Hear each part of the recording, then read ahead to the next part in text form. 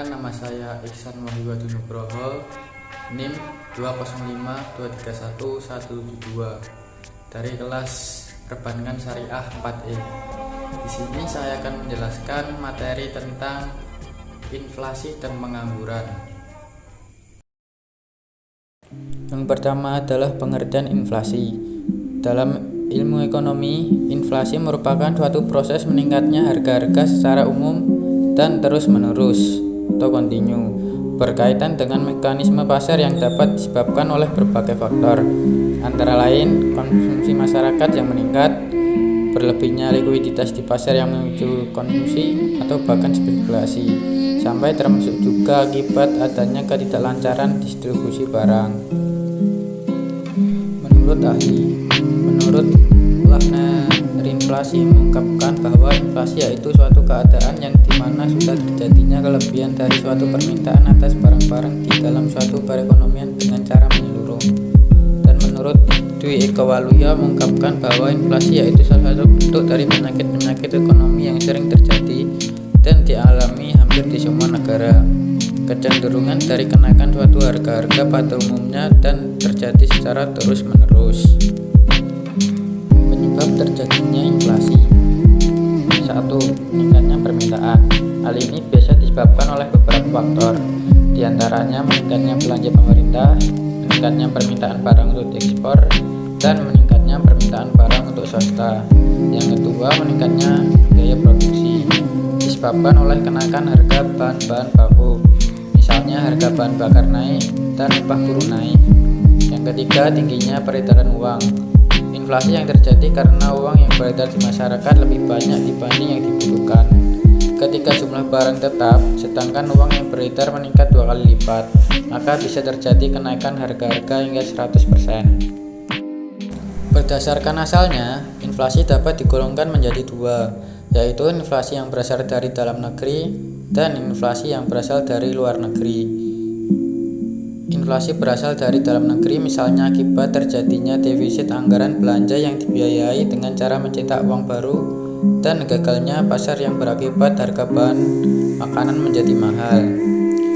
Sementara itu, inflasi dari luar negeri adalah inflasi yang terjadi sebagai akibatnya naik harga barang impor.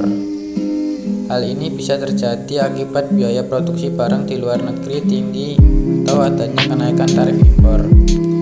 Berdasarkan keparahannya, inflasi juga dapat dibedakan menjadi 4. Yang pertama adalah inflasi ringan, yaitu inflasi yang mudah untuk dikendalikan dan belum begitu mengganggu perekonomian suatu negara. Terjadi kenaikan harga barang atau jasa secara umum, yaitu di bawah 10% per tahun dan dapat dikendalikan.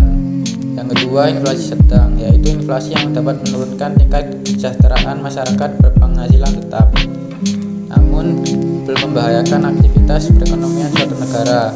Inflasi ini berada di kisaran 10% sampai 30% per tahun. Yang ketiga adalah inflasi tinggi, yaitu inflasi yang paling parah akibatnya harga-harga naik sampai 5 atau 6 kali. Masyarakat tidak lagi beringinan untuk menyimpan uang sebab nilai uang merosot dengan tajam sehingga ingin ditukarkan dengan uang, sehingga perputaran uang semakin cepat dan harga naik secara akselerasi. Yang keempat, inflasi sangat berat, yaitu inflasi yang telah mengacaukan perekonomian suatu negara dan sangat sulit untuk dikendalikan meskipun dilakukan kebijakan moneter dan fiskal. Inflasi ini berada di kisaran 100% ke atas per tahun. Dampak inflasi. Yang pertama, dampak inflasi terhadap pendapatan, dampak inflasi terhadap minat, dampak terhadap kalkulasi, dampak inflasi terhadap ekspor, dan yang terakhir yaitu dampak inflasi terhadap efisiensi.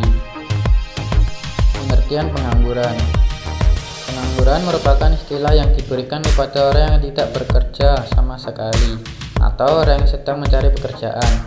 Pengangguran dapat diartikan sebagai sebuah situasi ketika seseorang tidak memiliki pekerjaan. Pengangguran merupakan golongan dari angkatan kerja yang belum melakukan kegiatan yang dapat menghasilkan uang. Menurut Sutirno, pengangguran merupakan jumlah dari tenaga kerja dalam bidang perekonomian yang aktif mencari pekerjaan, tetapi belum berhasil mendapatkan pekerjaan tersebut.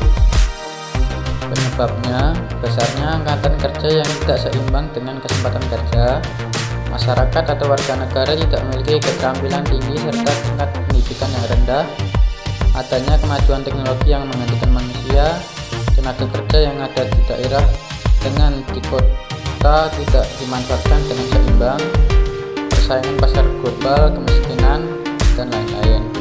Dan dampaknya berpotensi membuat keuangan negara membengkak, meningkatnya angka kriminalitas, dapat memunculkan konflik warga negara dengan pemerintah, dapat menyebabkan kesenjangan kesempatan kerja, menurunkan daya saing, meningkatkan angka kemiskinan, dan lain-lain. Jenis-jenis pengangguran berdasarkan faktor penyebabnya, yaitu pengangguran musiman, merupakan pengangguran yang terjadi akibat pergantian maupun perubahan musim. Pengangguran siklis merupakan pengangguran yang terjadi karena krisis ekonomi sehingga terjadi pemutusan hubungan kerja atau PHK. Pengangguran deflasioner merupakan pengangguran yang terjadi karena jumlah tenaga lebih tinggi daripada lawan kerja yang tersedia. Pengangguran voluntari merupakan pengangguran yang terjadi karena orang tersebut lebih memilih untuk tidak bekerja walaupun ia masih mampu untuk bekerja. Pengangguran struktural merupakan pengangguran yang terjadi karena perubahan struktur pada ekonomi dari suatu negara. Pengangguran teknologi merupakan pengangguran yang terjadi karena kemajuan teknologi yang dapat menggantikan tenaga manusia dengan mesin yang dinilai dengan lebih mudah dan murah. Dan yang terakhir, pengangguran friksional merupakan pengangguran yang terjadi karena adanya perbedaan permintaan tenaga kerja dengan penawaran kerja yang tersedia. Berdasarkan lama waktu kerja, yang pertama adalah pengangguran terbuka. Pengangguran terbuka merupakan sebuah situasi di mana orang tersebut sama sekali tidak bekerja serta tidak berusaha mencari pekerjaan. Yang kedua, setengah menganggur.